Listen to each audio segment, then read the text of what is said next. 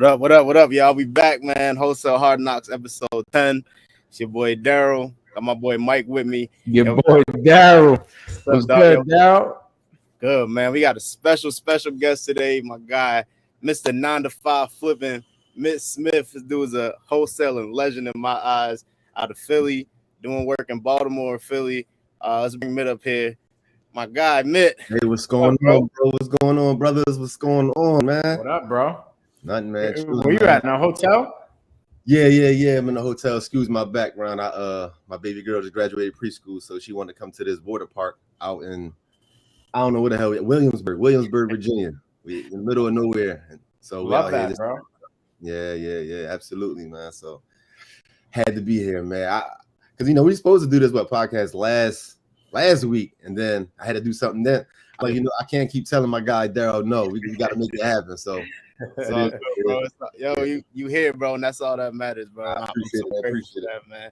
I actually got to meet Mitt for the first time in person. We've been following each other on Instagram for a little while this year, but got to meet him in person at the All-In event.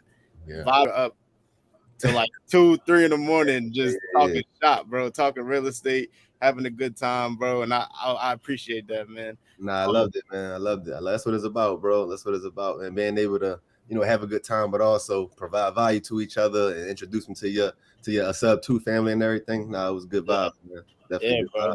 Yeah. Yo, man, Daryl was sauced that day or what? Oh yeah, he was sauced. By the time he was sauced, that pizza and brews had my man. It hurt. Yo, and I don't even drink like that, right? Like I could drink, don't get me wrong, but I do not drink like that, bro. Okay. So I was definitely on another level. Well, that's a situation to do it in, right? That's the best way to drink around your family. You ain't got to drive nowhere. That's how I like to do it. If I know I ain't got to go nowhere and I'm around people who I know ain't gonna let nothing crazy happen to me, then why not? Exactly. Exactly. Yeah, here's what it is, bro. I don't drink too much either anymore. I used to drink heavy, but it enhances your experience with that particular group of people that you're hanging out with. You know what I mean? Yeah. So a lot of people who are introverts, when they start drinking a little bit, it brings them out their shell, allows them to be more talkative and stuff like. So, listen, I don't want to condone it. Yeah, but some people are like that. Even when it comes to smoking, same thing, man. Same thing. Mm-hmm. It just depends. Yo, so I was always curious. I never really knew how'd you get started in real estate? Because you've been in the game for a minute, bro. Yes, yeah. I know you went to V State. You went to our rival. I'm a Bulldog. I'm a Bulldog. Yeah. You did tell me that. Yeah, absolutely. So I could take it back a little bit. So like you said, man, born and raised in Philly. Me, my brother, and my mom, single parent household, and just like any inner city kid. You know what I mean? We getting into a lot of dumb stuff, smoking, rapping, playing ball, selling drugs, stealing cars. It's all like dumb stuff. You know what I mean? Just kind of a product of your environment type of thing. But I always played football. My brother actually was he entered the NFL draft, and I always followed his footsteps. He's 6 years older than me, and he went to Virginia State University. So like at 17 years old, I got arrested in Philly, and my mom, she wasn't with it. Like, you got to go to college. And I always played football. I wasn't as good as my brother, but sports kind of was our outlet. So end up going to Virginia State University. Got me out of that environment, which was probably the number one thing that I contribute to my success, getting out of Philly, just leaving Philly. And I never went back, by the way. So I left at 18, ain't never go back. So graduated school. I thought that was going to be the way out. I ended up getting a government job. So as soon as I graduated, 2009, I got a government job in Aberdeen Proving Grounds, Maryland. So that's how I got in the Maryland area. So soon to realize, like, nah, bro, I'm not doing this. Like, this ain't it. First of all, I hate wearing dress up and tie. It just wasn't me. It wasn't me. I really felt like I was in a jail cell in these cubicles. It wasn't it. However, I wasn't in a situation just to quit my job. So 2010, I just started dabbling in books, trying to figure out how can I get out of this situation, or how can I better this situation. So me and my friend at the time, Mike, who went to Virginia State with me as well, we started a property management company. I don't know why. I don't know why property management. Like, that's just what, and it was called Smith and Nelson Properties. And then we realized that we was doing it illegally, that we needed to be under a broker in the state of Maryland to even have a property management company and all this stuff. Then we came across Mark Whitten Mark Whitten inside of the Baltimore area. And that's really what sparked my light, bro. Mark Whitten, because I seen him on YouTube, tattoos, you know, he just talked like a regular guy, like one of us. And so I just started just doing research. So me and Mike, we got our first property under contract in DC, right? And I always go back to this property, right? We got under contract for $40,000, and this is in Northwest. That ain't happening today. Hell no. And so the owner of the property, he was a lawyer. We gave him $3,000 earnest money deposit that we did not have. Like, we borrowed the money, gave it directly to him. Oh, and didn't hear from him again, bro. Damn. We was like, yo, like what? Like we know we could do it. We didn't have all the pieces. So me and my business partner Mike kind of found his passion in online. Like he good with tech and stuff. So he started an online company doing like an ad agency or something. But I kept running with real estate. So in 2011, I got into a mentorship, paid $5,000 for it. I maxed out my credit card for it. I'm not sure if you heard of Juan Zayas. He one of the biggest rehabbers in Baltimore. He older now though. Okay. And what's the short sale? Whatever. It was a mentorship. I paid $5,000 on how to wholesale foreclosures. That's what the mentorship was. And that kind of gave me the foundation. I didn't do no deals in that program in 2011. But I did learn a lot and I met a couple people. But then after that, I was like, you know what? I'm not paying nobody else. I can do this. Like, I'm tired of seeing people cash out all these deals. You know how it is when you first start, man. You like, yo, ain't no way these people are smarter than me. Yeah. There's no way. Why am I not doing this? So 2012, that's when it turned up for me. So 2012, I kept trying to do deals in the DMV area. I wasn't having no success. Literally, my first year, all my deals was done virtually. Atlanta, Detroit, Philly, and Delaware. I don't know. In 2012, that's fire. 2012, all virtually. And look, and I had two VAs, and this was before VAs was even like popping, right? So I had two VAs, and I'm gonna tell you exactly how I did this, right? And it's crazy because I always tell people, man, when you start growing in this business, you start thinking too much. You just start you want to overanalyze everything. When I was back then, bro, I just did everything. I didn't really care. And, I could have been more efficient, more effective in my processes, but I was like just doing it. You happy. You don't care about all the other stuff.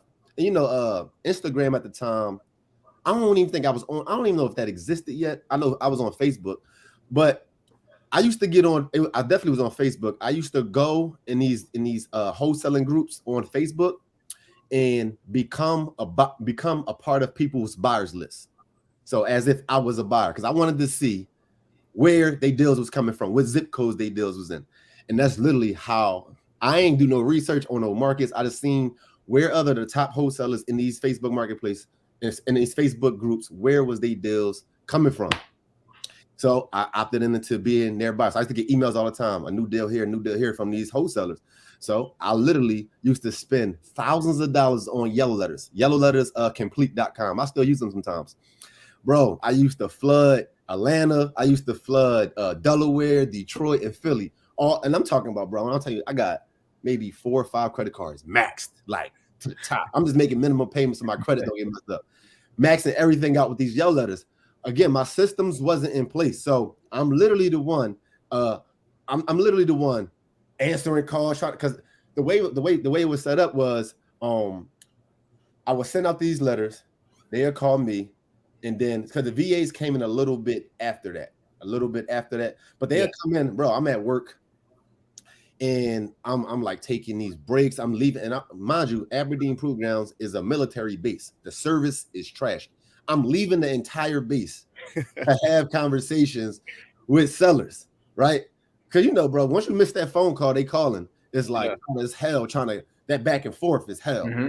I know it's a bitch to get back on the base. and I knew opportunity. I was missing mad opportunities, bro. So that was a light bulb. I said, yo, I gotta get out of this job. I'm not saying I gotta quit my job, but I gotta go find a new job because this military base, bro, I can't do nothing. Nobody in my family can contact me. It's like no service. It's just no service. Shortly after, so I still was doing deals, but I could have been doing a lot more. My first year in 2012, I made 40,000. Right, I remember that. I made 40,000 my first year, and this was really all by myself. A little help with some VAs. 2013. All right, this one I was like starting to get a little bit better with processes. So this one I had me, and there was the 2 VAs, and the VA. So I set up was it Callrail at the time. Okay. And the incoming calls was coming to the VAs, and I had an IVR and everything. Like they had press 1 if they interested in selling, they had press 2 if they say like take my number off your call, whatever, all that stuff. And that was really the start of it. 2013 did like low 6 figures, something like that, just with me, 2 VAs. And then 2014, that's when I actually officially moved to like farther into the Maryland, like closer to DC. So I got a job at the FAA where I'm currently at now. And it's crazy, bro. I got my job and I had a micromanager. She was the worst. And I was like, somebody always told me, yo, you create your life. Like if you don't like something, then you just make a change. Create your own life.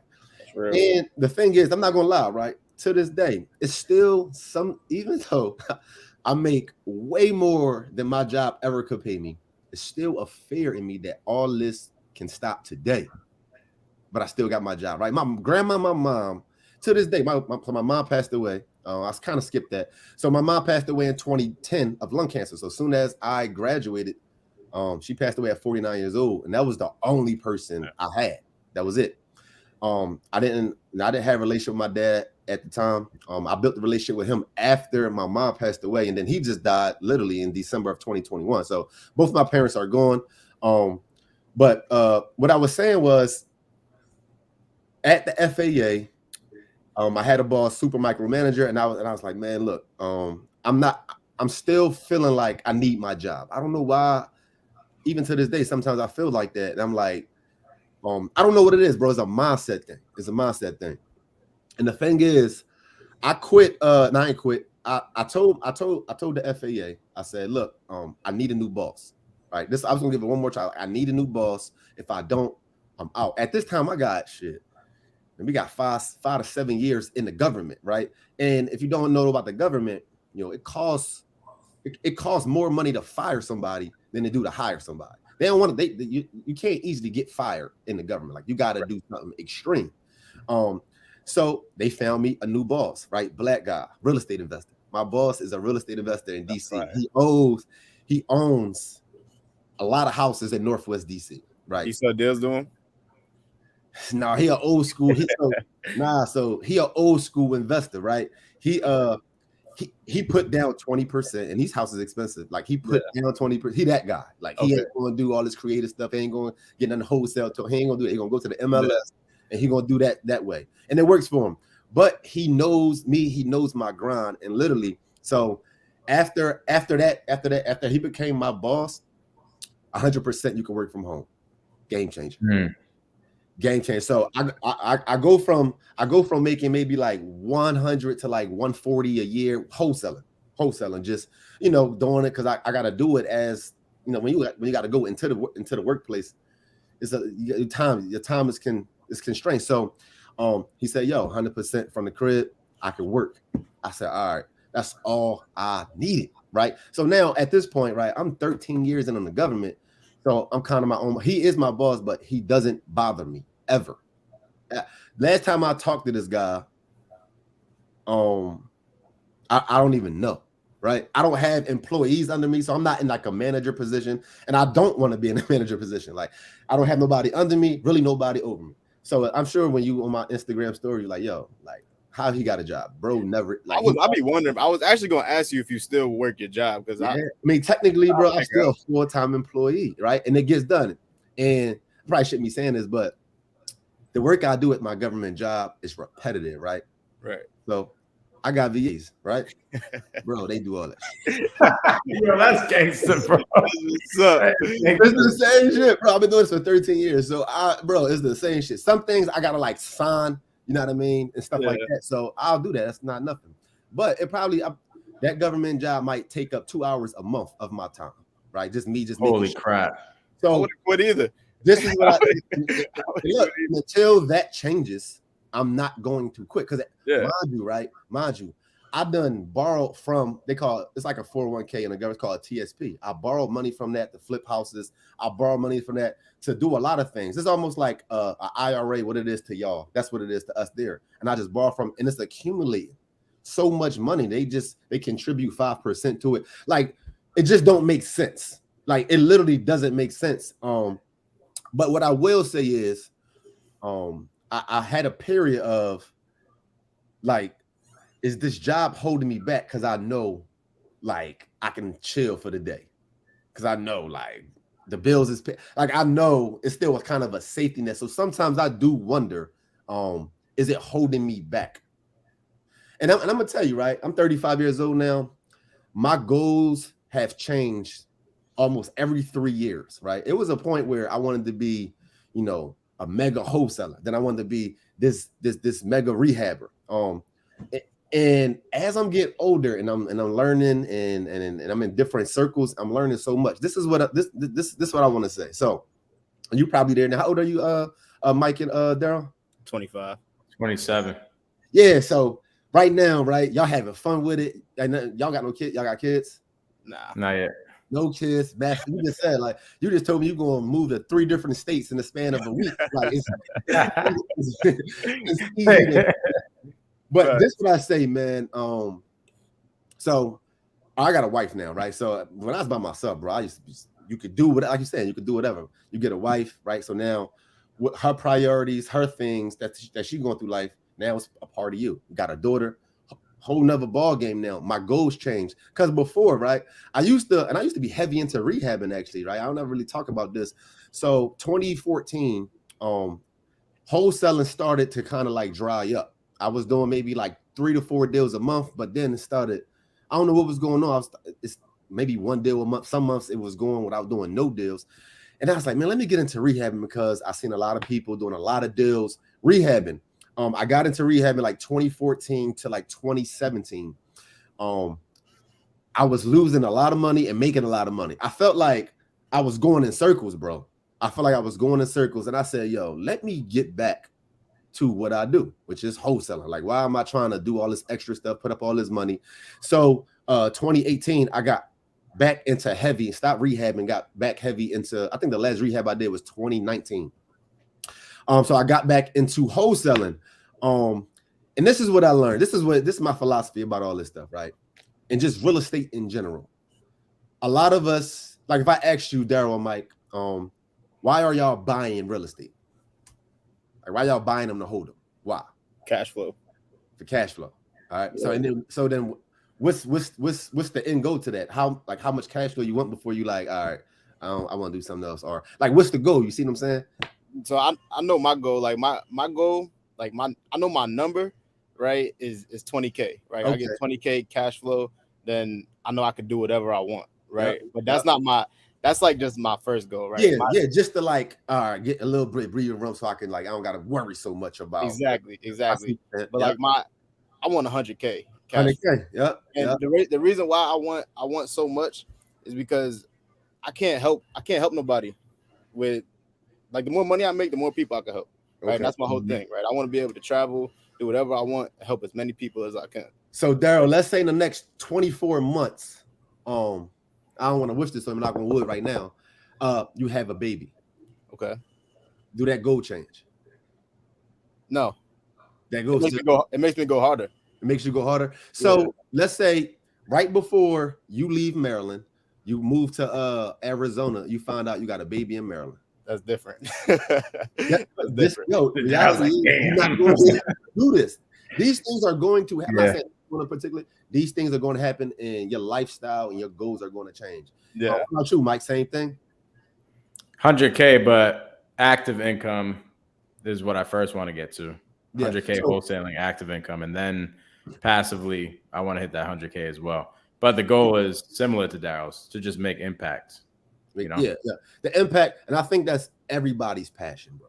Like naturally, everybody should be here to help change other people's lives and give back.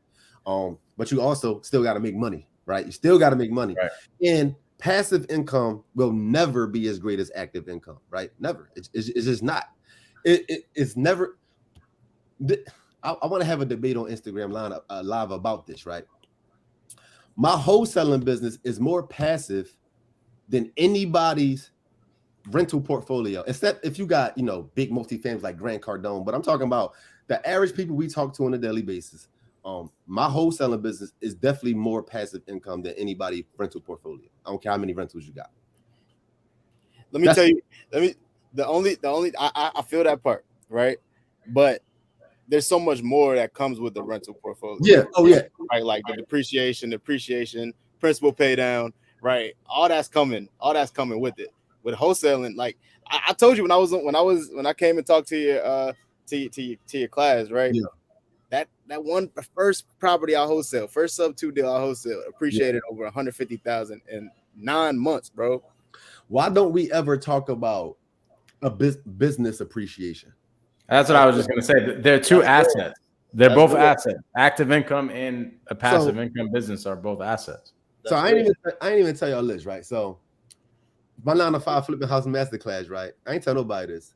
Y'all got an offer on that whole program, bro. Sheesh. Because of they got processes in place, and I really don't got to show my face as much except for those Sunday calls, and I can easily outsource that. I got an offer on that, right? I just built that 2020. I'm not going to sell it though because I actually love doing it. Like it's really like something I actually absolutely love to do. But that opened up a light bulb. Like, yo, why are we so hype on the physical real estate? Which is, first of all, I want to make it clear, real estate is important to have in your portfolio for sure. But I feel like people get into real estate because they say they want to change their family's life, they want to leave a legacy, they want to leave this, that, and the third. And my argument to that is, I highly doubt my daughter is going to want any of these raggedy rental properties. She's not going to want nothing to do with it. I guarantee you. You can buy wealth in America, right? So that's when I got, again, different circles. Now I got a bunch of life insurance. If I die today, and if you set it up properly, you can pass down a bunch of wealth and make your family automatically millionaires, and not just one generation, multiple generations if you set it up properly. And because I was busting my ass, bro, doing real estate, because it's definitely work. It's work. It's a lot of work. And the thing is, I don't got time to stress myself out. I enjoy spending time with my wife, traveling, doing different things. And you can get so wrapped up into real estate. I'm telling y'all, right now, it's hard for y'all to process that because y'all ain't got no kids, no wife, and y'all just do what y'all want. When that family come and you got your baby girl looking at you saying, "Daddy, come play with me," and you on the phone doing deals and shit, it's gonna start to bother you, especially if you was raised without a father. Yeah. Because I think about that all the time. Like, nah, bro, I can't repeat that. Like, I'm going to spend quality time with my baby girl. And I want more kids too. And both of y'all are going to reach that. And I definitely want y'all, I want y'all to avoid falling in that work trap. Work. I'm in it right now, bro. No, it's fine to be in it right now. You should, right? This is the time to do it. And hopefully by the time your son or your daughter or you get a wife or whatever that it look like, when that come, y'all at least got 10, 20,000 of passive income, like y'all saying, what y'all working for right now.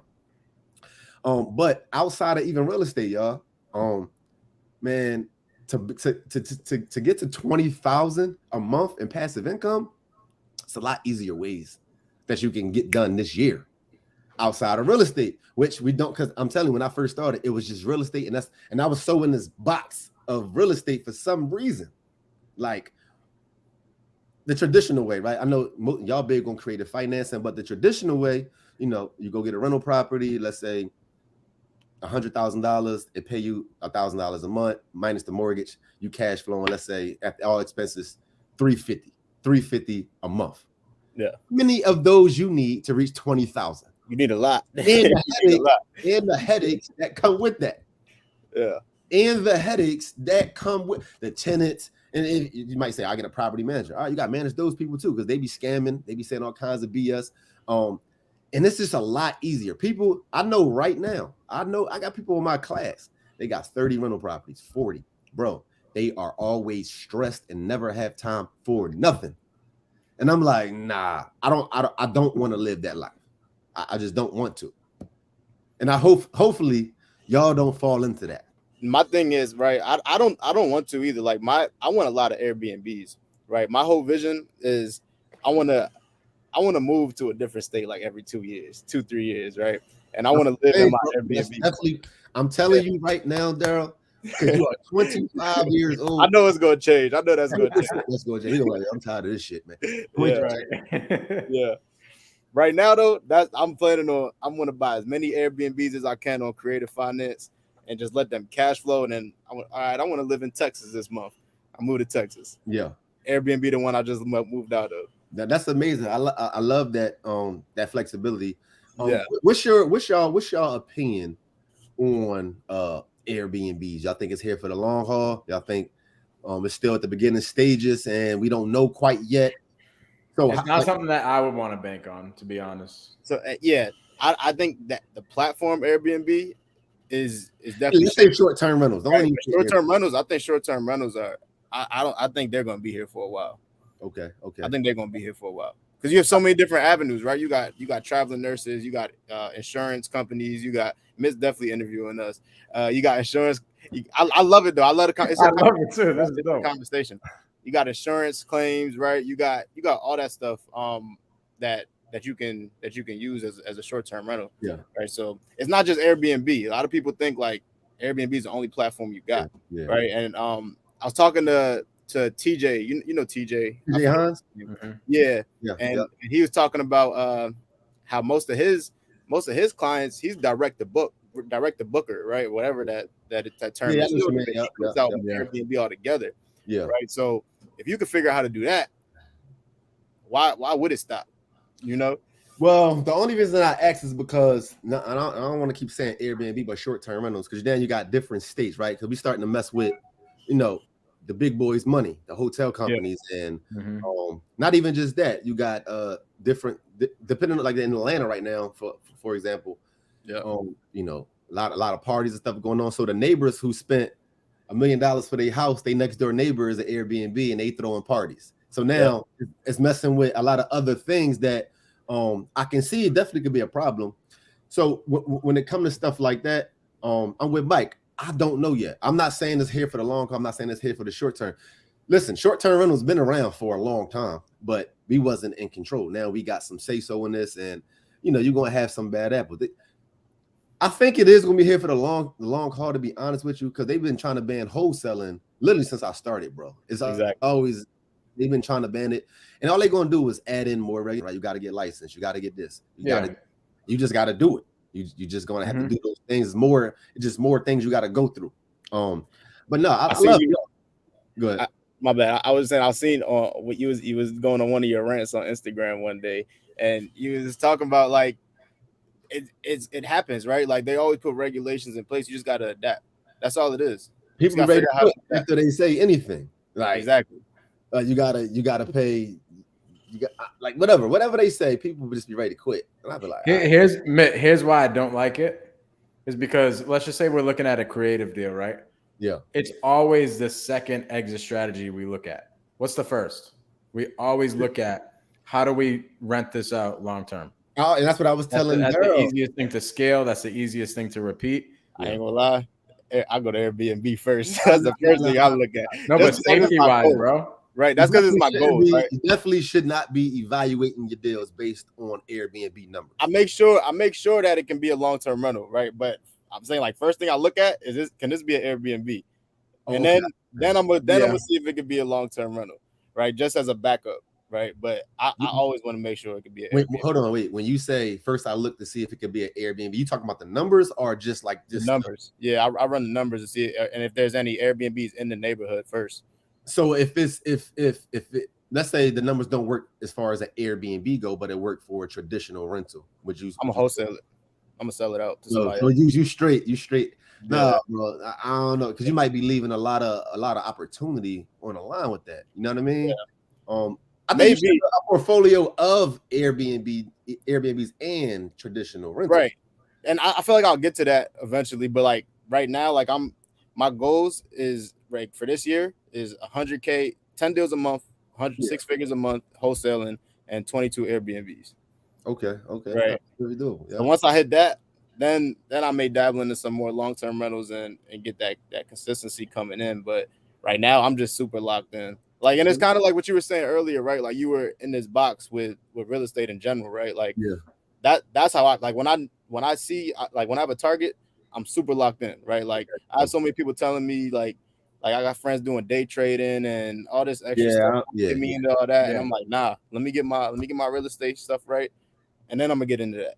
Absolutely. That's how you should be, bro. Because there's definitely a lot of different things out here that could throw, man. Amazon stores and Toro. I'm like, nah, bro. All that, yeah. Nah, the reason why I said I think looking at long-term rental first is probably the better decision is because if you can do the long-term rental, you can do everything else. Yeah, I went Mike on that one there. I agree. I agree, but I'm saying me personally, I want it because I want Airbnb. That's your main model, bro. That's what I want, right? Because honestly, if it's gonna work, like you just said, if it's gonna work as a long-term rental, you're like, yo, I'm not scaling that business. I'd rather just wholesale it. Okay. Exactly.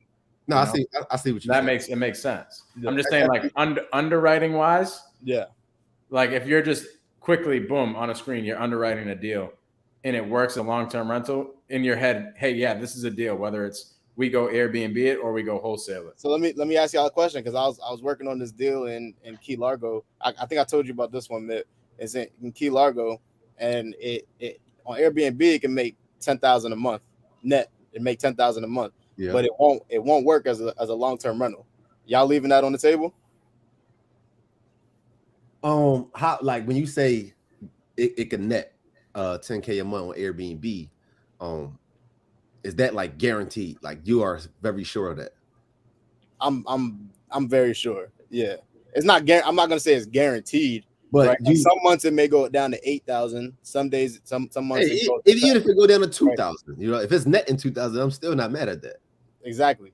It's gonna cash flow every month. Yeah, I'm taking it. I'm doing it. Why doesn't it work as a long-term rental? Yeah, that's what I'm trying to understand too. The PITI was too high for the long-term rental rate. It was like PITI was like 2,500 and rents can be at like 1,750, 1,800. So what do you do if some type of regulation come about where you can't do Airbnb no more? Yeah, there has to be at least one more exit strategy, whether it's like that can't just be it. Right. I guess my only exit strategy would be to sell it, which I wouldn't want to do. Could you sell that deal and break even? My bad. Hold on, y'all. Probably not. I would probably have to sell it on terms. I'll probably have to wrap it, sell it on terms or something like that. Okay. As long as there's multiple exit strategies, if Airbnb is like the absolutely only strategy, I just don't know if I would do that. Yeah. So I brought it up to Pace one day, and I told him the same thing. I'm like, they won't cash flow as a rental, and he's like, yo, like there's some deals that you just gotta take, right? you just gotta take it sometimes. Like, I agree with that too, Daryl, bro. That's like some things don't make sense to nobody else, but you feel like this is a great move. Yeah, you gotta go with your gut, bro. You gotta go with your gut, and you take an L. You gotta take an L. That's it. Hey, Mike, are you so you also a creative finance guy as well, or not as much as Daryl does, but we do some creative deals. So you more of a wholesale fix and flip? Yeah, quick stuff. Like any creative stuff that we do are novations. Like we're quickly doing stuff. Oh, okay. In and out. All right, that's what it is, man. You know, I sat in on one of your classes one time, and like not. I think there's one that I think you do something for the public. You just let the public come in on Sundays, right? Yeah. And I sat in Wednesday, there. One of those Wednesday classes, and I Yep. So I was in there, and this is when, and it's funny because you were talking about goals changing, right? Because you actually helped me change one of my goals, and you don't even know. I wanted to do like 10 to 20 flips this year, right? Fix and flips. Okay. I've never done. I'm doing my first one right now. Yeah, and it's probably gonna be my last one for a while, honestly. And I was sitting in there, and you were like, "What's the point of doing a flip?"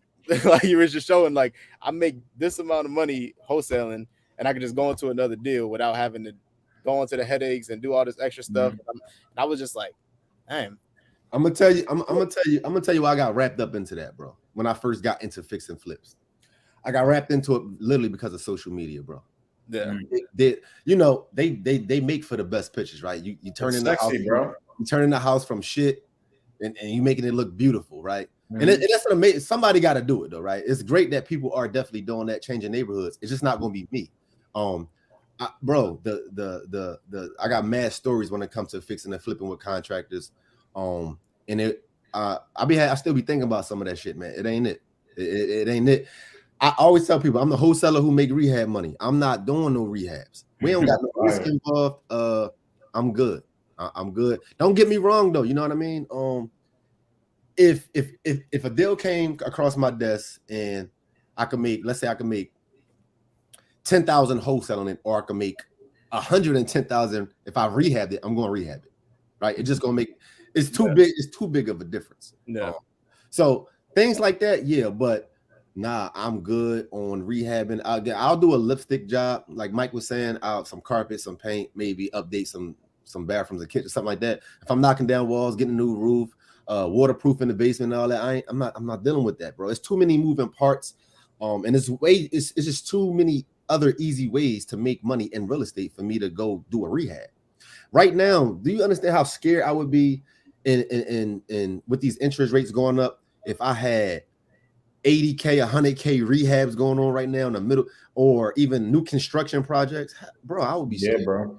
I legit would be scared personally. People can act like they not scared, they know what they're doing.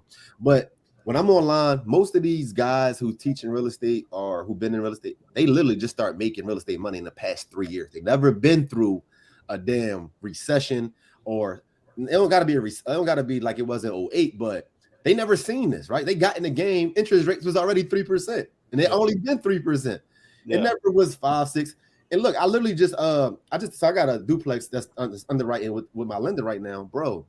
The damn interest rate is 7.8%.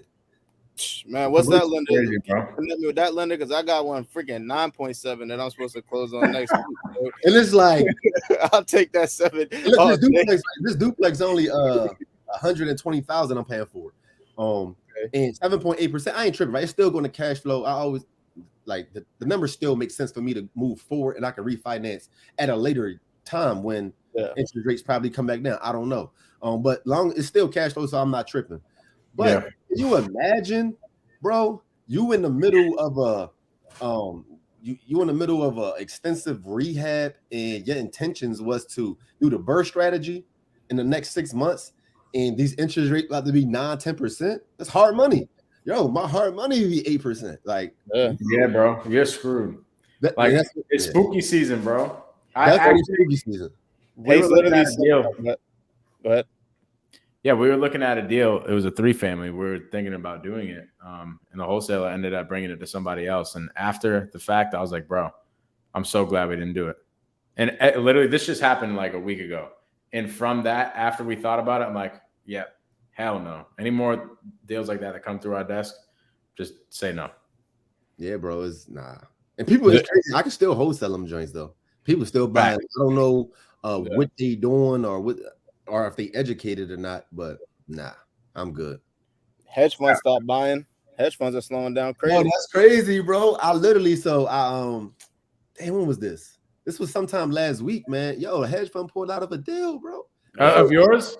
Yes, first time. As far as a hedge fund, first time I ever had. Yeah, bro. I was just on a call with Cody Sperber this week on a coaching call, and he was saying 4 of his deals in one day just walked away from their EMD. Yeah, bro. It's definitely scary hours. I was shocked, bro. I was shocked. I was definitely shocked. And it's definitely scary hours for a lot of people out here. But understand, I hope y'all prepared and y'all got access to capital of some sort. Because I got 2 price reductions last week as well, right? I went back and I put fear in their heart. These interest rates is making our numbers a little shaky. Can you come down XYZ? And they came down. They understood. And that's why it's important to know the power of creative finance, because just like you, I had to go back this week. I told you, I sent you that. I was just going to ask you about that, Darryl. What didn't you say that exact same thing to the seller? Exactly what I told her, bro. And she's a mortgage broker. She tried to get me though. She's like, yeah, my brother's a hard money lender, blah blah blah. I'm like, nah, I don't want that. That's cool. Nah, this is what we got to do. I'm like, if I offered her $60,000 more too. I said I could pay you $365. I just need to give you $10,000 down payment and pay you the rest over time. And she asked for $20,000. That's still less than 5% down, right? My monthly payment is going to be like $1,700 altogether, and they get Airbnb for like $5,000. So like, how Pace just sent did you see the message Pace sent in Facebook the other day, Mike?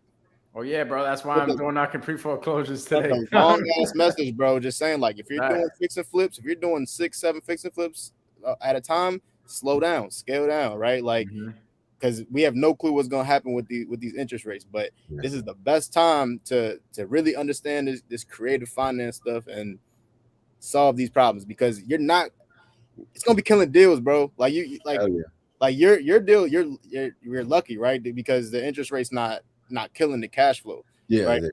A lot of deals are getting killed by these interest rates, and if you can't negotiate with a seller and make them the bank and still get a 3% interest rate, or take over somebody's loan that they just got the past 2-3 years that were all 2-3-4%, right? Then you're good. Like that deal that I just renegotiated, she got 3.5% interest. I'm not tripping at all. Yeah. Right? Like, I'm cool. Yeah, bro. We got spoiled. We got spoiled with that 3%, man. We got hella spoiled. That ain't. Remember, they was all-time lows, bro. So that's not really what it's supposed to be, right? Yeah. Talking about maybe like 6, but it's even going over 6 now. They supposed to be going up even again. So yeah. When you came on our last coaching call, bro, honestly, bro, I ain't never know what innovation was, bro. Really? Listen, I told you I only did maybe, I think 2 or 3 sub 2, but I like creative finance. I like owner finance, seller financing. Like that's what I'm more comfortable in, and I could do that all day.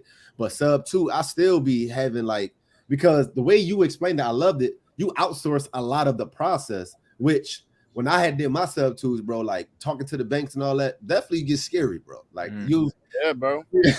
Like, and that's what made me stop, bro. Like, because I just felt like almost a waste of time. It's almost a waste of time. Let me thought of that.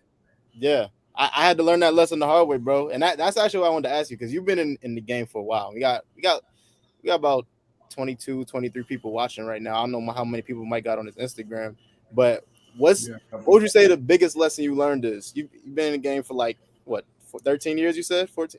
No, 10. No, 10 years. You've been working for 10 years. Well, my first deal came 2012. Yeah. Okay. Yeah. Okay. So 10 years. What's the biggest lesson you say you learned over these 10 years? Biggest lesson I learned.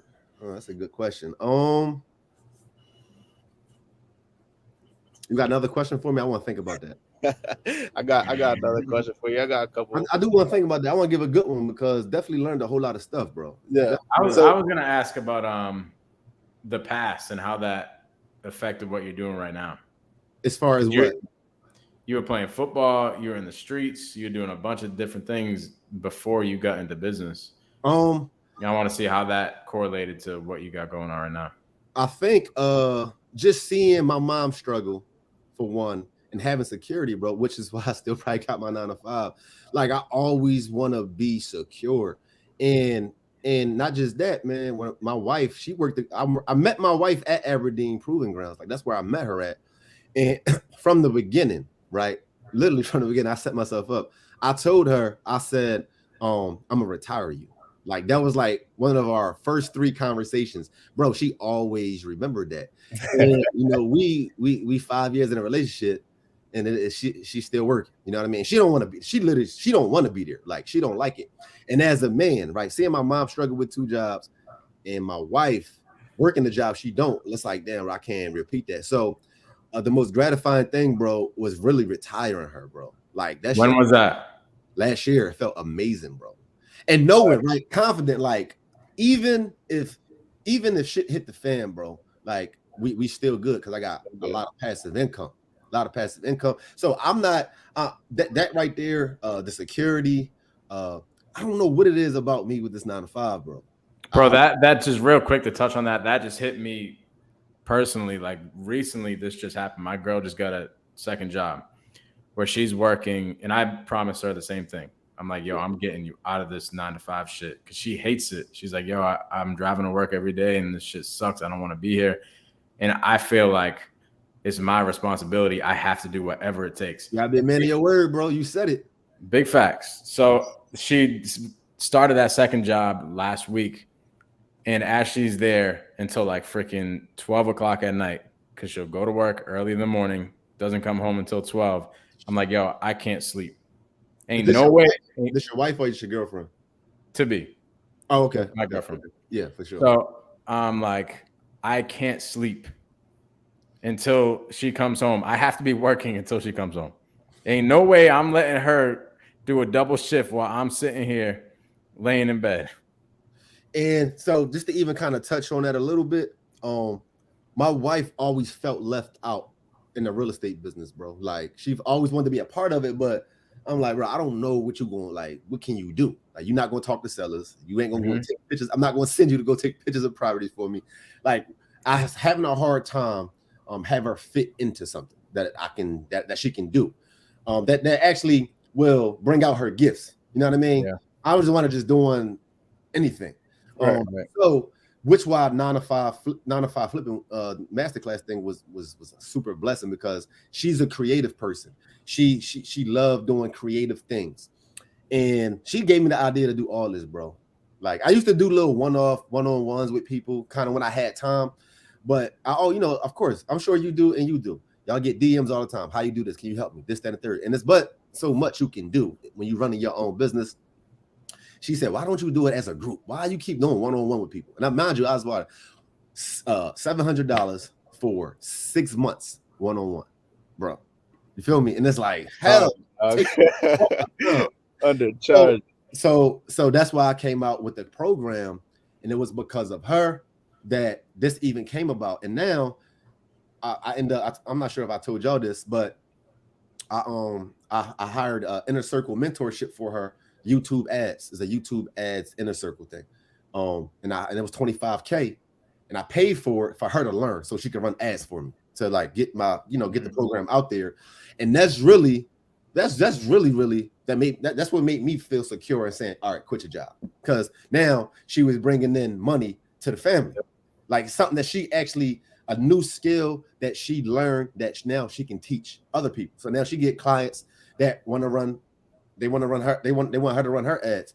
And that's the thing, man. And bro, she made like her 9 to 5 was paying like $4K a month, like $2K every 2 weeks. And it's like literally 6 months after she retired, she made way more than her 9 to 5. So I had her stuck in this job for all these damn years, and she didn't want to be there. It feels good to be able to, remove her from that, for sure, bro. For sure. Do you think you could have done it quicker?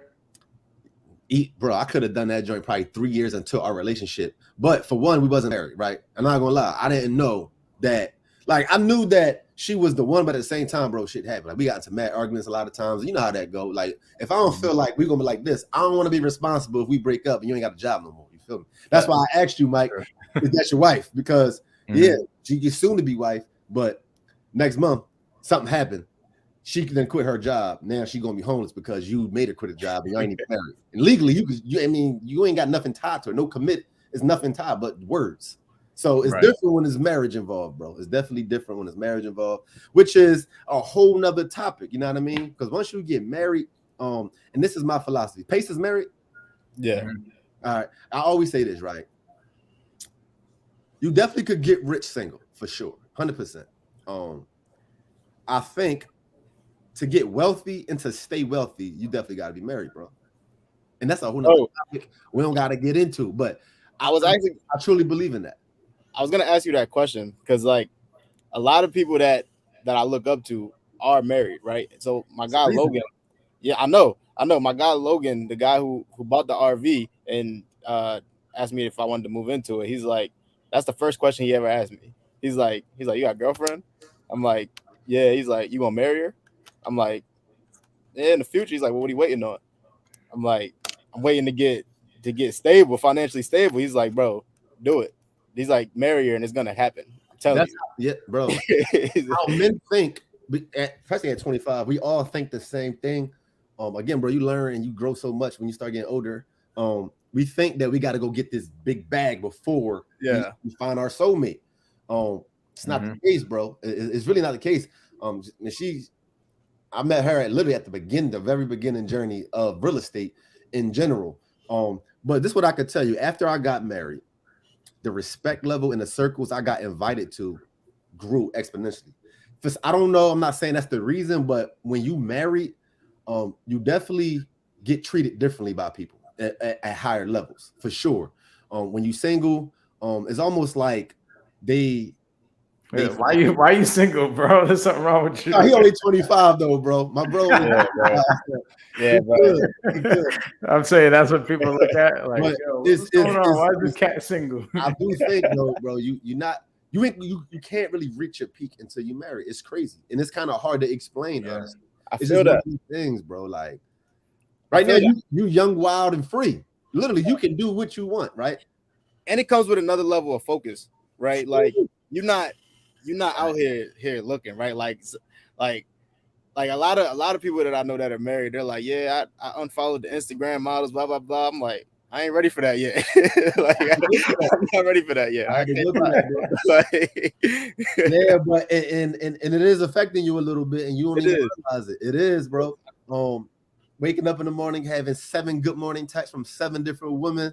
It's just what it is, right? It's just what 25. That's just what it is. But definitely went to another level once I locked in. Definitely went to. And then when the baby arrived, you definitely gonna be locked in because now it's like, all right, I got family, and ain't nothing like your son or your daughter saying, "Daddy, they want this, they want that," and you want them just to have the best, bro. Best school systems, best neighborhoods. Like all that, you want them to have all of that, and a lot of us think we got to be rich before we get there. When sometimes we need that to get rich. Right. It's an interesting viewpoint, and it's not like because you go to those events as well. Like I've seen you at these events, and a lot of people have things in common, right? Like most of the people who are on stage, they in shape, one, and they have a great partner with them that's side by side with them that's helping them, right? That's like helping them get to that next level. So bro, all this shit work, it's like it, man. It is, again, a lot of this stuff is hard to explain, but it all works as one, bro. Being healthy, working out. I ain't working out just because I'm trying to look good for the gram. Like, bro, what it does for your confidence, what it does for everything, it takes it to the next level, bro. It just takes everything. You ain't nowhere near your peak and you already killing it. Like you still got so many missing pieces but 25, bro, like you still knocking them down. I know, bro. So you I'll be chilling now, bro. It's gonna come, bro. It's gonna come. It's making sure, man, the one that you finally, settle down with, man, make sure she aligned with what you doing, bro. Yeah. Because I used to didn't give some girls a chance because they just physically they didn't look good, bro. I'm good. They had everything else, right? Real estate, a beast in real estate, kind heart, really just a loving person altogether. But I wanted them to look like a certain way. You feel me? Yeah. So I didn't do it. But those same people now, like literally they killing it, bro. They killing it. We cool now, but they killing it, a lot of them. And the ones who look a certain way, but that's all really they could give as far as for me. I'm glad I did. I'm glad I didn't wife them. You feel me? Because life. So don't fall into that, bro. Because we visual creatures out here. Like when something look like something, we all in. We don't care what they talk about. But that's you don't want to fall into that, bro. I'm glad I didn't. I'm glad I didn't, bro. Because I could have. Gets me into some trouble, man. I feel like we never talk about wholesaling on Wholesale Hardknocks. Yeah, never. Bro, because this the thing, man. This all it because the things I really truly believe the things we do outside of the actual business really is the reason why your business the way it is now. So like a lot of things that what we do outside of me actually doing the business, reading books, going to the gym, being a loving father, a loving husband, that type of thing makes you a better wholesaler or whatever the business is. It's just hard to be a good wholesaler when the rest of your life is fucked. It really is, bro. Like all this shit, I think, and we gotta kind of talk about all of it, and that's how I am anyway. You feel me? What do you think about this? Wholesaling though. What do you? No. I like the comment. I like how the conversation flowing, but you just brought up a point. What do you like to bring it back to the 9 to 5 thing, right? Like, what do you think about if you're a bad employee as a 9 to 5er? Do you think you'll be successful as an entrepreneur? who I had this conversation with? I forgot, but so look, because technically I would be considered a bad employee if I get caught doing what I'm doing, but I get everything done on time. I was gonna say, I think the opposite, bro. It's just not me. It's just not me doing it. So I do think, now if you're one of those employees who you're always late, you're not getting the work done, 9 times out of 10, your business is gonna be shit too, right? Mm-hmm. That's just the kind of person you are. As if for me, right, I'm not doing exactly what they say to do by the book, but I find a way to get it done, right? And just like with my real estate business, right?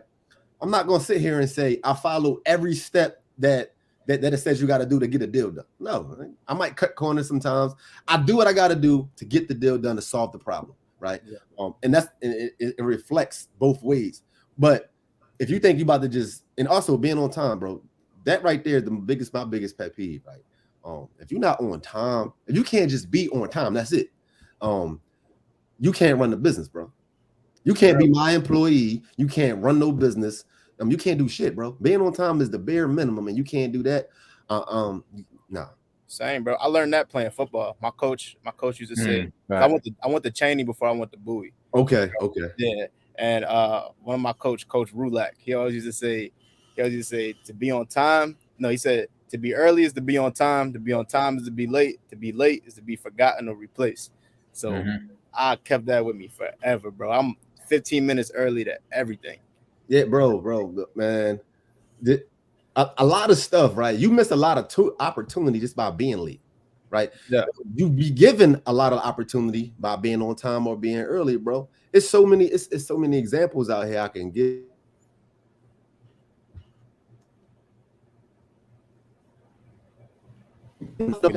But showing the other people. You good? We good. You straight? We good. Oh, all right. Because when you think about the people who are early on time, they are the high level people. So if you show up on time or early, you're gonna be able to have that one-on-one time with those people. If you showing up late, you're gonna be in line with the rest of the crowd. You missing out on information, just different things, bro. I bare minimum, because I truly believe I'm not that smart. I just do the basic things really, really good. Again, showing up on time, just being present. Like when you was on our coaching call last week, as soon as I seen hybrid innovation, bro, I got a page full of notes, right? And you just started the business 2 years ago. I'm not too good to learn some more shit. Like I was saying yesterday, I don't refer to people in my program as students, bro. That's like I learned so much from brand new people who come into the class, right? They come to me with a deal that I never even seen that type of situation before, and I'm learning from them. And they going out there when you brand new, bro. You willing to do anything? Yeah. They be doing all kinds of weird shit. I'm like, damn, I never even seen nobody do that. I never heard of that, and I just learned something. Right? I refer to them as my family. They just like my family more so than me thinking I know it all. Like you too good and all this. People might call me a goat. And I never say I'm a goat. I let other people say that. But man, bro, I'm always a student of the game, bro. Always a student of the game. You got to forever. You should be, bro. Always. You should be. Always. Yeah, right. There's always something to learn. Coming back to that being late thing, right? Imagine if you late to a buyer appointment, to an appointment with a buyer. You bring in a buyer, and the buyer gets there before you with the seller. It's over. You caused it, and you will get mad at the buyer. You should have been on time. Yeah, exactly. It's over, bro. I tell people, even when you go on seller appointments, if you still go on seller appointments, or bro, why are you showing up late? That's your money. That's your. This is how you gonna get a deal closed, man. You need to be 15 minutes early. Scope out the neighborhood. Scope out what's going on. Like you need to be there. It's crazy, bro. Somebody, it be people all the time, right? And sometimes I'll be generous. They'll say, yo, Mick, I just need to do a quick call. I got a quick question to 7:30. And I rarely do that. But I'm like, you know what? All right, let's do it. Bro, the call at 10 o'clock. You calling me 10:15. Bro, you need my help. You don't know shit. You poor. I don't want to do business. I'm not helping you, bro. You gotta help yourself here. I'm not helping you. I'm good. I think a lot of happened to me with somebody who's higher level in the business. We had a call scheduled, and it was scheduled for like 10:30. I was in there waiting. He didn't show up to like 10:20, 10:25. And I'm like, look, let's just reschedule. And I ain't never rescheduled with him. I'm like, I don't got time for that. You ain't respect my time. Wait, Like, you was trying to get game from him?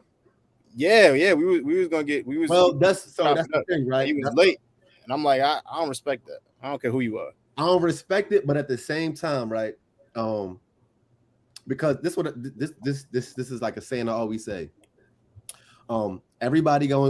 Everybody should be treated fair, but not equally, right? So at that point, he's not your equal, right? So if he show up at 10:20 and it was at 10, you got to take that to the chin and charge it to the game to get that information. You feel me? And he was driving though, like he's in a car driving. I'm like, yo, you're not even paying attention.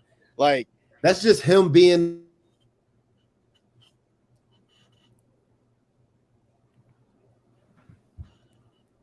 above people. So but at the same time, as a student, if I really wanted that information, a lot of things you gotta just be like he a dickhead, but fuck, let me get this information because I need the information, right? I gotta get it. I might not refer him to another person or something like that, but let me gather what I can from him because it's definitely majority of them are like that, and it is what it is. Like again, bro, when you by the time you 35, you're gonna have a bunch of young people hit you up, down, bro. You're not gonna be on time all the time, right? And the thing is, people got lives, bro. Those people at those high levels, bro, they really be busy, bro. Yeah, that's real. I feel that.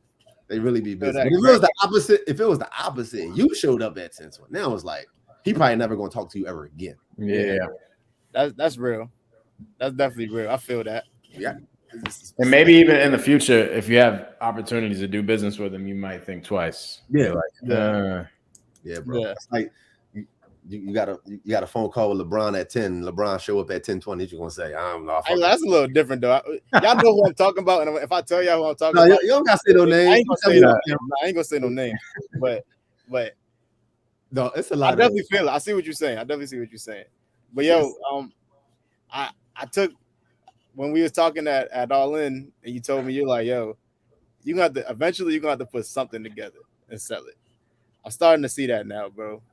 I'm starting to see it. That's your way of giving back, bro. Even though you got a price tag on it, the gems and the value you're gonna give them for whatever you charge is going to be worth more than what you charge. As long as what you charge, if you feel like these people could get 2, 3, 4x on whatever they pay you, it's worth it. Yeah. Right. We're not going to exchange. We as long as you giving out $10 and they giving you $1 for it, it's worth it, bro. Right. But it shouldn't be. You got a lot of people out here giving out $10 and they just getting their $10 back. You ain't providing no value. You just going back and forth. A lot of people like that. I think it's the intentions too. Like if your intention is to make money on it, then it might not work out that way. But if your intention is to pour value and you're just like, bro, I'm booked up with calls, I got to do something here. And that's what it is. That's how you build a real community. That's exactly. And I don't think I'm ready to have a community like you got or like Pace got. You already have one, bro. I know, but I don't think I'm ready to charge for a community because I still like you take a lot of time out of your day to get that right. I mean, I know it's initially, yeah, but now the process is in place. It ain't as bad, but yeah, no, that's a full-time job. Actually, it was a point where I was spending way more time on that than the actual business, bro. Like way more. It was like it was taking all my time, bro. And I love it. I love it. But when you got a bunch of people who got $0 to their name trying to get your attention, bro, it's but so much you can do. It is. It's but so much you could do. But nah, what you doing is perfect. I'm telling you, because you building an organic community. It's organic. It's not like you got paid ads and stuff. It's organically a community that you growing. When you do drop, whatever you drop, they're gonna be lined up. That day, probably gonna be your biggest, not outside of physical real estate. It's gonna probably be your biggest, like online, whatever you want to call it. It's gonna be like a great day for you. Trust me. Yeah, it's gonna be a great day for you. But you doing it right, bro. You ain't going into it with the intentions of making money like I didn't, bro. This is when you really know. My DMs was saying stuff like this. Yo, I'm willing to pay you to get 5 minutes of your time. I'm willing to pay you to teach me this. Like they was coming to me trying to pay me. I wasn't asking them for money. Then I was like, all right, it's time. You know what I mean? Now let's sit down and let's map this out, Jaleesa. How we gonna do this? Because And I ain't know nothing about nothing, bro. All the back end stuff, bro, like all that stuff is annoying. That's what she do. I don't deal with that. But bro, it's your duty. It's literally your duty to do this, bro. You have to. Your obligation. You have to do this. Otherwise, you got a bunch of people on the sideline trying to change their life, get out of their 9 to 5, and you holding them back from doing that because you ain't got nothing to offer them. And you filter shit out. Like you're gonna filter the people out that aren't actually gonna go take action. And I got something for everybody. That's what I also learned when it comes to that space. You want to have something for everybody, right? I can't really give somebody the 9 to 5 flipping houses masterclass who got 10 years experience and do 3 deals a month already. That's too low level for them. So you got to have something for those people. You got to have some people in the middle, and you got to have something for the poor people. Maybe a $10 ebook. That's probably you need something for everybody because you're going to get people of all spectrums coming at you, and you want to make sure you can service as many people as you can. That's what I've been planning on start like the ebooks, doing some ebooks out there. But I know you gotta go soon, so I just got a couple more questions. Are you good? Good. So, like me personally, right? As soon as I got into wholesaling, I made like my first real money. I just quit. I quit my job. I was out of there. Right. I was out of there. I don't recommend nobody doing that. I feel like you gotta have a different type of mindset. Like where was you working at? I was working at a lab. I got a biology major. I was working at, it's called Gene DX, and we were doing like COVID samples and stuff like that. You had like a real job, like a solid. Yeah, I had a job. I hated it. Yeah. But like I was a bad employee, right? Because I wouldn't even say I was a bad employee, right? I was coming late, I was doing my stuff, right? But I was wholesaling while I was there. Kind of similar to what she was doing, right? I was going in the bathroom and making my calls, and working in the lab, you gotta like take all your stuff off properly and hang everything. Like it's a lot, right? But I really don't recommend anybody doing that unless you are very comfortable living uncomfortable, right? And like your back's against the wall and you just make it happen, right? And that's how I live. When do you recommend is a good time for somebody to quit their job? Different variables with that. So and the fact most people work at Walmart, they got those hourly jobs, right? You get your first deal, you can always go get a quick $10 a job doing anything at a gas station, a restaurant, be a waiter. So those people, it's a lot more easier for them to quit. Whereas though, like yourself, well, I give you your kudos to that because leaving a salary job and that's all you got, and you had like a real career. Like when you it was still hourly. It was still hourly. Oh, so it was a job from I got it with my degree, but it was still hourly. How much was you making? Not much. I was making like 19 an hour. 19 an hour. It's okay. You know what I mean? It's okay for where you was at. Bro, this is one of those things, man. It's like you gotta know who you are, bro. That's a fact. You really gotta be built for this shit, man. Whereas though, I think what had stopped me that first time when I was on that military base, again, my mom had died literally a couple months before that from lung cancer. And look, she worked at a job for 27 years and died and had nothing to show for it, bro. And it always stuck with me that I believe she got cancer because of stress from her job, bro. Right. And my thing was, and not just that, man, just stress in life, like how you gonna pay the bills and this. And I always stress that, yo, to myself, bro, I gotta pay my bills, bro. Like I gotta pay my bills. It's just a lot of different things. But to answer your question, man, bro, it's gonna come down to the person you are, and you just gotta be fucking built, bro. You gotta know yourself. You have to know yourself. Don't get on Instagram and allow one of these people to say, yo, quit your job just cause. No, you will be poor and homeless, bro. Like you knew, so you wasn't in you wasn't in PACE program at the time, was you? I quit like a couple weeks after I got in there. Oh, so you was already in there, so you had I was in there, yeah. I was in there. Because I asked that because when you got a great support system and the community behind you, even though they're not putting money in your pocket, they feeding you, bro. They feeding you, and it's a lot easier if you out here dolo and you do one deal. Do not quit your job, bro. Yeah. unless it was life-changing money, which I doubt, right? It's probably gonna be $5K or something. You know that $5K gonna go like this. You got to put it back out for marketing. That shit gonna be going in next week. So, hell no. I think the correct way, the legit correct way, is to have passive income replace your 9 to 5. But that shit gonna take long. Yeah. Ideally, right? Mine is called the 9 to 5 flipping for a reason, right?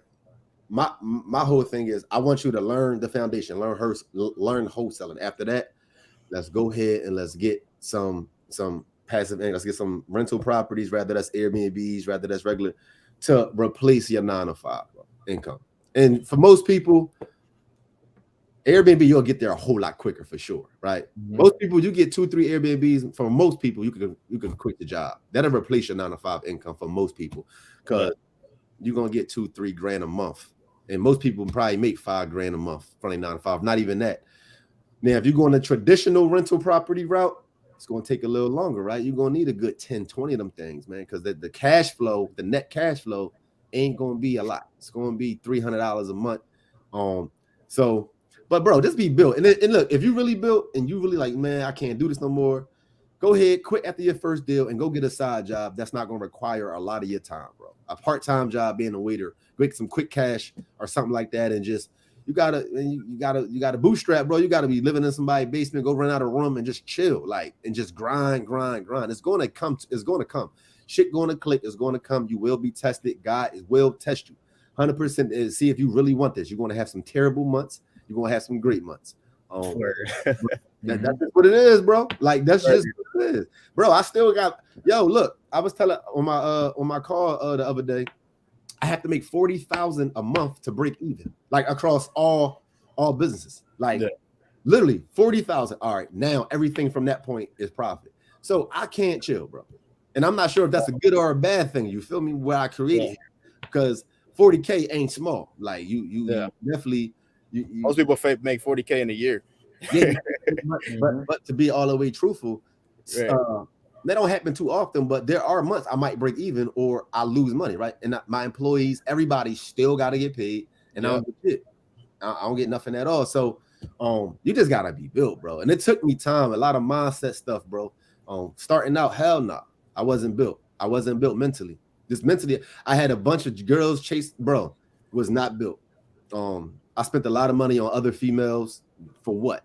Like, and I hope you're not doing that, Daryl.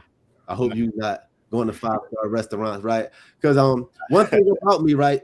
You know, if you got a sibling, it's usually a cheap ass sibling and a bougie sibling who spend their money, right? My brother was the cheap, like he could live off of $2K a month, like literally as a grown man. Whereas though, bro, I want the best shit ever, and I always been like that since we was kids. Like I want the best, and it didn't change. Like it's the same thing here. So in order for me to afford the best, I got to make a whole lot of money. That's just what it is. You got to know yourself, right? Ain't no right or wrong way. You live how you want to live, bro. But that's just what it is. It's real. That's a fact. So what would you tell somebody right now if they're like, yo, I can't stand this job.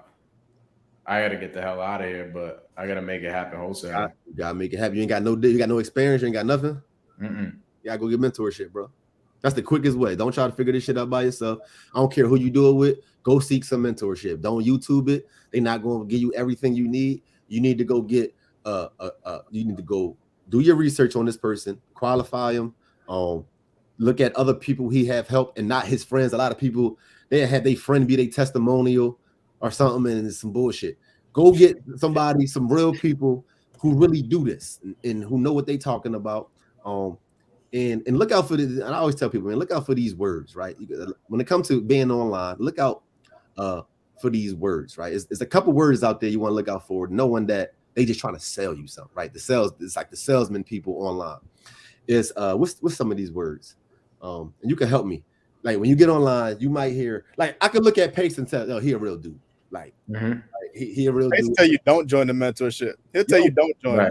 Go work with my students. That's exactly. He said we sold out in most states. Bro, I knew of Pace for a very, very long time, and this was before he became the sub 2 person. Like the program, And bro, I used to be like, yo, bro, just look like a regular dude. Like, Yeah. But when he talk about creative financing, because he used to always put out his calls with sellers and stuff on appointments. Yeah.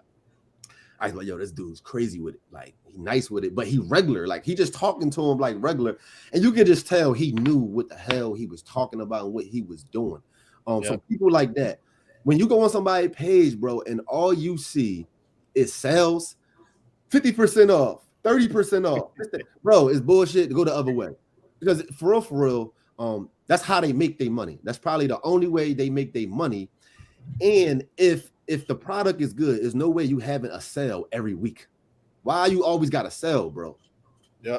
It can't be $5K and then it drops down to $500 next week. Is that like, come on, bro? Like, what are we talking about here? Like, that's almost like Louis Vuitton dropping their bag 75%. It just tells you that the bag is bullshit. It ain't worth it. It ain't. They would never do that. The price is the price, bro. Yep. You either can afford it or you can't. And it's the thing, man. And when you come out with your own program, and you too, Mike, man, you keep your price at a price that you feel as though this is what it's worth, and you never deviate from that shit, man. That's what it is. That's exactly what it is. Don't be the Walmart of the wholesaling people out here. Don't be Walmart, bro. Don't want to. Does your program have a timeline? Like, is it a time limit? Bro, there's no time limit. So it's a class, and they got access to it forever. And the thing is, bro, they got access to me forever. I love that. Forever, right? And to be all the way transparent, right? When I first started, right, it was only a couple students, so of course I was able to get back to them in 30 minutes. Now it's a lot, so we get a lot of questions. I got a 24-hour like window. I'm going to get back to you within 24 hours. It's just almost impossible to get back super quick. But that's why I also teach my students, like, look, you cannot always rely on me. If the seller say you got to give them a call back at 5, but you ain't hear from me until 6, don't wait for me, bro. The education that was provided to you, reach out to some students, maybe. You got to make a deal happen. You got to make it happen. You can't be like, I can't hold your hand. I can't live with you, bro. And that's what it is. You're building a community, right? Like, if I'm newer and I'm joining your community, I'm not even gonna go to you most of the time. I'm hitting up Colleen. Yeah, Colleen, can you lock this deal up for me? Right? Colleen, bro, it's a bunch of them. We got a bunch of dogs in there, yo. Yeah, that's like Pace's community. I haven't talked to Pace on a Zoom literally probably since the first like 3 months that I started the mentorship. Since then, there's so many people in there that I go to people like Daryl and stuff like that. It's more value in the community than the person, bro. Trust me. Yeah, because most people, when they sign up, they want to be like one-on-one with you. And I'm like, listen, I'm telling you, you want to learn a lot more and have way more resources in the community. I'm going to be there, right? I'm very active in my Facebook group, right? I'm always in there all the time, right? Throughout the day, I make it a point to go in there, answer questions, do this and the third. And of course, bro, I always still got live calls every single week. I actually love doing it. You feel me? I actually love doing it. You get a couple people who are annoying as hell, who think you owe them the world for what they paid for the course. Bro, I refund you immediately. You can go. Yeah. I'm cool with the headaches. I'm cool on the headaches. You can go. I don't owe you anything, man. But bro, just in general, man, real estate wholesaling definitely changed my life. Probably changed your life. Not just wholesaling, but create all that umbrella. Creative finance in general. In general, bro. The shit I see it do to people in the community is ridiculous, bro. We got people literally, bro. I'll tell you, fresh out of jail, bro. Like, they're literally, I was this one guy, I ain't gonna say his name, bro. He came out of the jail the day before, hopped on one of the free calls. He signed up, bro. He turned his whole life around, bro. You already know, you get out of jail, bro. It's gonna be hard. It's gonna be hard to make it out here. You got a felony. It's gonna be hard to make it out here trying to get anything. Man, Colleen is a good example. You know what I mean, bro? And I'm not sure if you was on a live. You came on for a little bit on Thursday. Yeah. Bro, she about to have her surgery so she could walk again, bro. $70,000. Fire. She was on here. You know, she was on Wholesale Hardknocks, and she was telling us that she was looking into it. I didn't know that she's about to get into it. Bro, when I met her, she was first of all, she was living in Section 8, right? And just kind of like she don't know what her point is of being here. And look at her, bro. She fucking star, dog. She's a gangster, bro. Yeah, a whole star. Oh, 90 years. 90. Yeah, bro. And I'm telling you, bro, I don't even know if Colleen know it, but her story and everything that in the next 10 years, bro, if she wants to, bro, she could be on TV, bro. She needs to be. I told her she needs to be on stages, and she's gonna be. Just wait, just watch. Just if she want to be, you know what I mean. Everybody don't want to go there, but if she want to be, man, not just her though, bro. Because I mean, I don't like to just always call out Colleen, bro. We got some dogs and some stars in that community, bro. Man, I love Ayana too, bro, because Ayana just graduated college, and she just got it. Like she got it. You know, she mad young, but she got it, bro. And I was like, man, like she going be there, bro. She gonna be there. And I mean, again, bro, she come from the hood, you know what I mean? Like everybody, you know, upbringing ain't that great, but she gonna be it. We got a couple people who silent. They don't say nothing. You just go to their Instagram and they sell everything. They sell everything. We got a bunch of those people, bro. Nina, we got so many people in there. I could really shout out to Nina. She in sub too. Yeah. Oh, she in sub too. You know Doug Depp in Philly? Yeah, I know Doug Depp. She don't play, bro. She take people programs. And look, investing into yourself, people be tripping about paying for mentorship. Again, if you pay for the right people, that's fine, bro. It's worth everything. It's worth more than you will ever get from college. Again, 100%. It's got to be the right people, because what happens is you'll pay the wrong person and you will say it's a scam for everybody. Yep. So it makes us all look bad, which is why sometimes I have a hard time, because when I go online, right, it's people with 300, 400,000 followers, right? Verified and everything, teaching real estate, and they are terrible at it. And they don't do no deals, but they got an audience that will buy, and they keep buying, right? That's how they make their money. And they get scammed, and they be in my DM, and it's like, damn, bro, like, is it my duty to be on their ass? You feel me? Sometimes I feel like, yo, I need to like start being on that type of time, but at the same time, I don't want that energy either. Like I don't want that energy, bro. Like I'm not about to be online beefing with people and we doing this and that. But I feel like I know who you talk about. There's a couple of them though. I know there's a couple of them. So there was one of them. It was one of them who he was doing like questions in the story, right? And he's well known, right? And everybody that's watching this right now knows him. And I asked the question. I said, "Do you make your money wholesaling or do you make your money coaching?"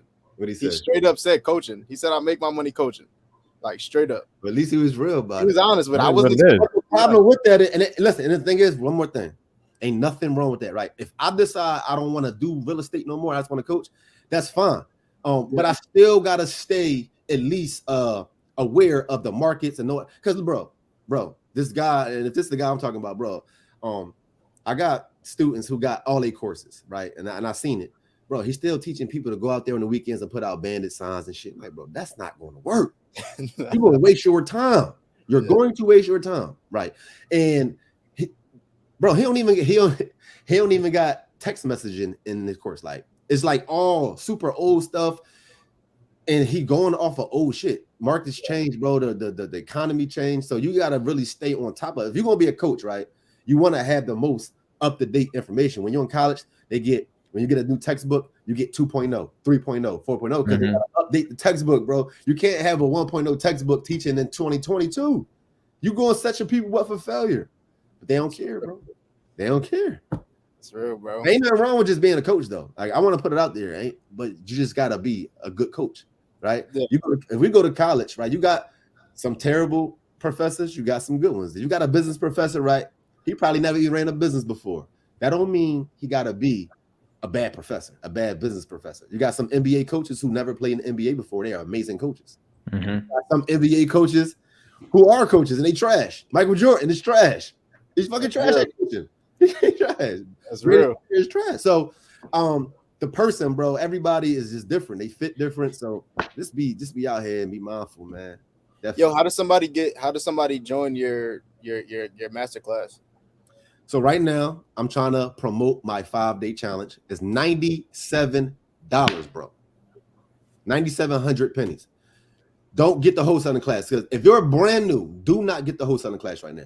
Go to this is more so for just go there, bro. Because this what I learned. This what I think y'all both should know as well before y'all come out with any kind of program, bro. fucking with their mindset first, making sure their mind is right before even getting into wholesaling. I'm starting to realize that, like, you can teach them wholesaling, but they still got these limiting beliefs about a lot of stuff, and it's preventing them from deals. So the 5-day challenge, they got to go there first, bro. How do they get to that? It's right in the link in my bio, but it's 9to5flipping.com/challenge. But just send the link in my bio. Is a lot easier. Make sure y'all follow my man's on Instagram. Yeah, bro. Get you right. That's fire, bro. I think that's how Jamil sets his stuff up. He goes over mindset first, and then he goes over all the. You got to, bro. I wasn't doing that. I'm not gonna lie. I was like, all right, we get straight to the money. Let's go straight to the deals. Let's learn the business. But it's that was my thing in the beginning. I had so much shit up here that I needed to get out of. Like that was limiting me from doing multiple deals a month. That's an everyday. It's an everyday battle with your mindset. I don't think anybody will ever 1000% conquer their mind, right? Like you can get really, really close, but you have to work on it every single day, bro. Yeah, bro. Even to this day, you can think you have it all. And I can tell you one thing, man, money, say if your goal is to have 100K in the bank, when you get there, you're gonna realize, like, all right, like it's like a 5-minute feeling. It's like, all right, what's next? Right. So it's like it got to be bigger, bro. This shit almost is just like it's like a game now, bro. It's just fun. You just wake up and you just don't take this shit so like take it serious, but at the same time, like live your life and be happy. And because, bro, you gonna let this shit suck you up, man. Mentally, like you said, bro, it'll definitely fuck your mental up. You definitely enjoy the journey, bro. Enjoy the journey. It's going to be bad days. It's going to be good days. Surround yourself by great people. Unfollow the Instagram models, Daryl. Unfollow all of them, man. So that's gonna play a part, but nah, bro. This I love this game, bro. I love this game for sure. Love it, bro. One more question before I let you go, bro. Yes, sir. This may be a tough question. Go ahead. I was thinking about how I would answer this question. What's one question that you think that you wish we would have asked you that we didn't ask you today?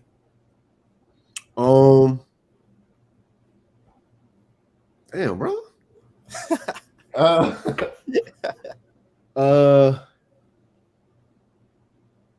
Probably, damn, bro. What makes you happy? Probably. What makes you happy? That's it. What is it? And shit sound cliche, bro. And it's just making other people happy, bro. That's it. I love making that. other people happy. And it was crazy. This, I know we got to end it, but remember at the last event I seen at the All-In event? Yeah. Ed Milet was talking. Yeah. And he was talking about McDonald's, and they was like, what are you in the business for? And I was like, this shit was clicking. I was like, damn, bro, that's what I love doing, making other people happy. Yeah. And he was like, they not in the business of burgers, they not in the business of real estate, they are in the business of making people happy. Yeah. And then he was like, then he started breaking down, the Happy Meal. Yeah. You're right, bro. Mascot's a clown, bro.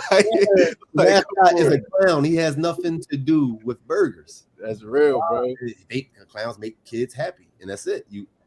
I like making people happy, bro. Ain't nothing like making somebody happy, bro. And they was depressed or living a hard life. So that's all this shit about for me. Making my wife happy, making my family, other people I don't know happy.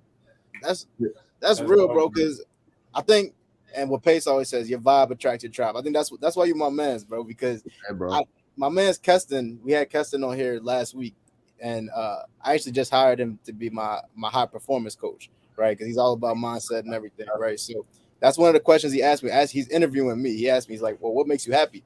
And I said the same thing. I'm like, to help other people succeed and see that, like, the stuff that I'm teaching them, they're successful with it and they're happy, right? So that's big, bro. And most people, they put their happiness on somebody else, right? Somebody else is their cause of their happiness, and that's a recipe for disaster every single day, bro. I don't know. Only you can make you happy, man. Only you can make you happy, bro. No matter who in your life, if they not make you happy, they gotta go. That's real, bro. That's real. Yes, yo, I enjoyed the conversation today, brother. Yes, sir. Yo, if y'all are not following Mitt on Instagram, make sure y'all follow Mitt on Instagram. Make sure y'all go and do that 5-day challenge. Hit that link in his bio. Pay the $90. Monday, man. It starts Monday. Make sure y'all be there and let's get to it, bro. We're going. Pay that. It was a pleasure meeting you, bro. Yeah, definitely, Mike. Definitely nice meeting you. What's your Instagram, Mike? Make sure I follow you, man. At the Mike Gomes. That's right up there. Yo, if y'all not subscribed to the channel, man, you got YouTube too, right? Is that's in your bio as well? Yeah, I'm subscribed to your joint. Yep, it's just Mid 215. Everything's Mid 215. Make sure y'all subscribe to Mid on YouTube. Make sure y'all subscribe to Mike on YouTube. Subscribe to me on YouTube. Like this video for me. We'll be back next Saturday. We don't even got a guest yet next Saturday, but we'll get to that when we get to it. Yo, Mitt, I appreciate you for taking time out your day, brother. Yes, it's a great conversation, man. Wholesale Hard Knocks was episode 10. We out of here, y'all. Appreciate y'all, man. Thank you, Have bro. a good one.